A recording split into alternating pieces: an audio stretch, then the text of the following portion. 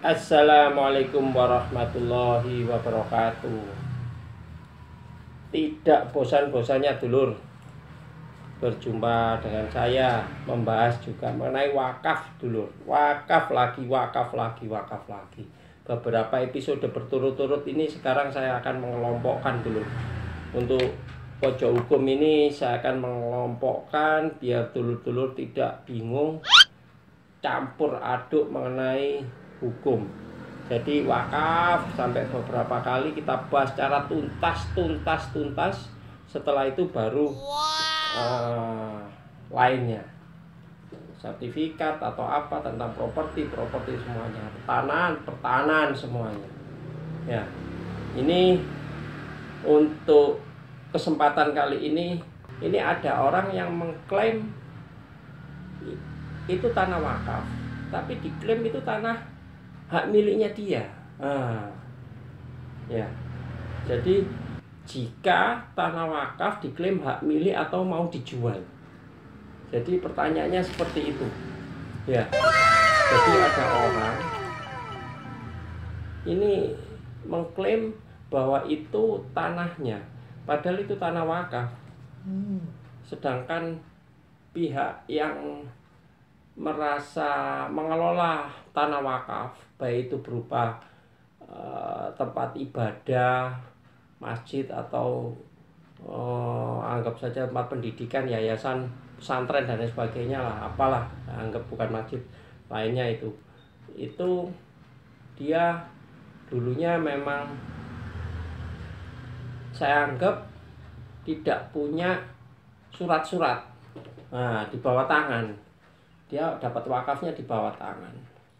Kan sudah saya sampaikan untuk kesempatan yang kemarin itu bahwa untuk wakaf sendiri kan harus ada ikrar wakafnya, harus ada saksi, harus ada dan lain sebagainya dan sebagainya. Nah, ini kemarin juga ada tanyaan wakafnya sudah lama, sebelum tahun 2004, mungkin tahun 90-an, jadi belum ada undang-undang wakaf yang terbaru nomor 41 tahun 2004, belum ada peraturan pemerintah nomor 42 tahun 2006 dan lain sebagainya, belum ada instruksi presiden dan lain sebagainya. Nah, ini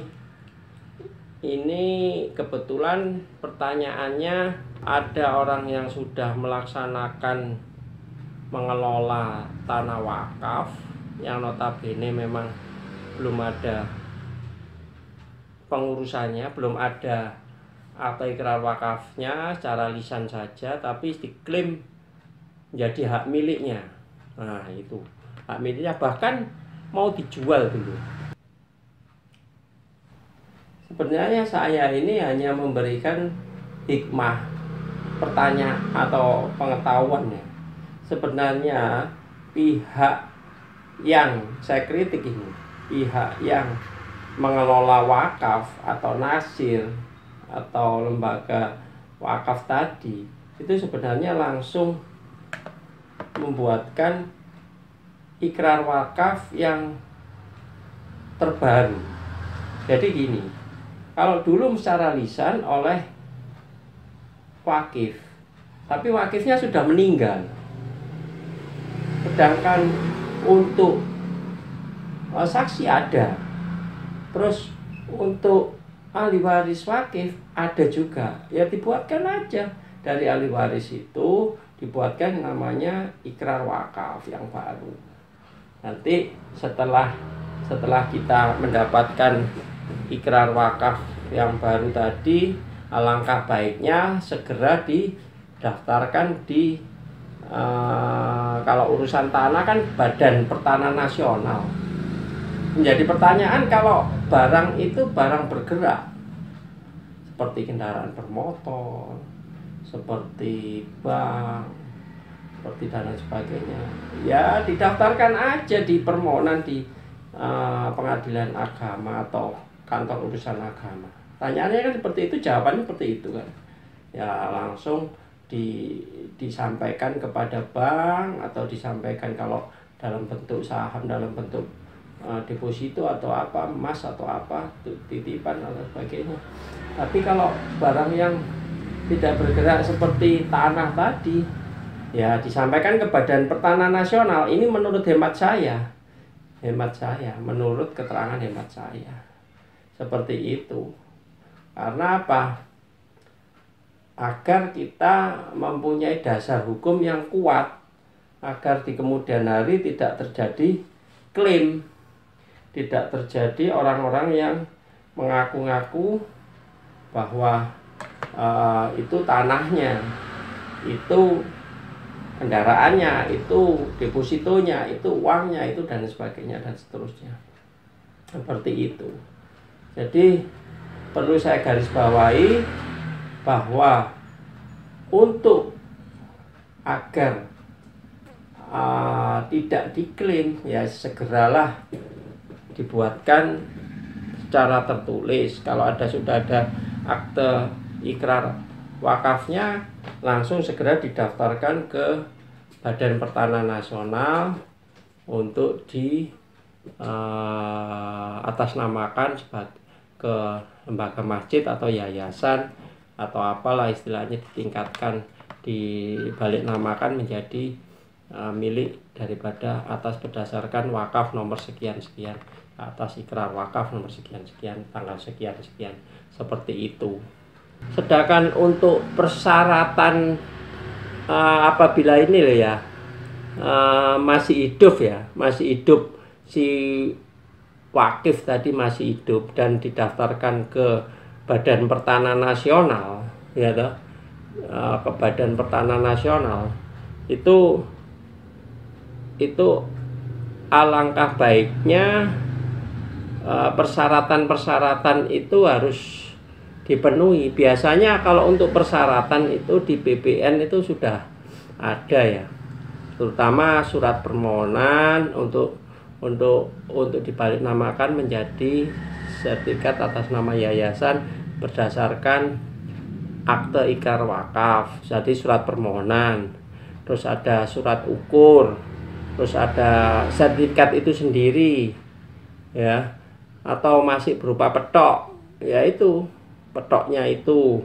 Terus yang penting akte ikrar wakafnya harus ada ya, surat pengesahan daripada nasir yang menerima wakaf tadi, lembaganya atau yang bersangkutan atau instansi yang menyelenggarakan urusan agama tingkat kecamatan, kayak KUA tadi yang sudah saya sebutkan, KUA. Terus surat pernyataan dari nasir bahwa tanah yang didaftarkan ini tidak dalam sengketa, yang sudah saya sebutkan episode-episode yang lalu.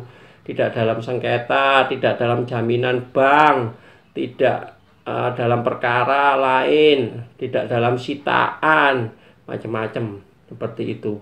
Itu nanti kalau persyaratan-persyaratan yang ada, surat permohonan, surat ukur, sertifikat, surat tanah tadi, terus akte ikrar wakaf, surat pengesahan nasir, surat pernyataan dan sebagainya sudah dilengkapi dan difotokopi sesuai dengan aslinya, dilegalisir atau disegel kantor pos sesuai dengan aslinya, maka dibawa kepada Badan Pertanahan Nasional untuk dibuatkan yang namanya sertifikat yang beratas nama yayasan atau masjid atau lembaga pendidikan tadi. Kalau umpamanya ada dokumen-dokumen tambahan lain yang sebagai pendukung, ya seyogianya dibuatkan, ditambahi sebagai catatan lah di kolom yang telah disediakan. Jadi hak atas tanah ini hapus berdasarkan akte ikrar wakaf atau akta pengganti akte ikrar wakaf yang tanggal nomor dan diterbitkan sertifikat tanah wakaf nomor sesuai surat ukur tanggal sekian. Nah, seperti itu nanti bunyinya. Ya. Kalau ada orang yang tadi pertanyaan tadi mengklaim ya, mengklaim bahwa langkah hukum apa ya, seperti itu ya, dulur sendiri sudah kuat, karena proses untuk wakaf sendiri biasanya saat ini kan cepat dulur, BPN sendiri sekarang 14 hari gitu saya kira sudah selesai dengan ukur datangi dengan mengukur dan lain sebagainya. Jadi saya kira ada oknum-oknum yang seperti itu, saya kira sudah tidak bisa lah kalau mengajukan gugatan, mengklaim, biarkan saja. Mengajukan gugatan di pengadilan pun ya kita hadapi, kita datangi dulu, datangnya aja. Terus nanti pasti hakim akan memeriksa, memanggil para pihak dan juga memutus suatu perkara dengan berdasarkan gugatan daripada orang yang mengklaim tadi tidak dapat diterima. Saya kira seperti itu. Jadi dulur menambah wawasan lagi tentang wakaf, terutama itu tadi judulnya, apabila ada yang mengklaim, orang yang mengklaim itu merupakan tanahnya padahal itu tanah wakaf, ya sudah saya sampaikan tadi. Jadi dulur sudah siap-siap memenuhi atau mengumpulkan alat bukti yang sudah ada sebagai kepemilikan yang sah. Oke, semoga ini menambah pengetahuan, menambah amal jariah tentang pewakafan. Satu lagi, jadi ada berapa episode tadi tentang wakaf, mungkin sudah 4, 5 ini, bila ada 6, 7, 8 lah, nanti saya tambahin lagi. Oke dulur, saya kira cukup sekian. Jangan lupa tetap like dulu, like dan subscribe. Salam pojok hukum. Wassalamualaikum warahmatullahi wabarakatuh. Sukses selalu.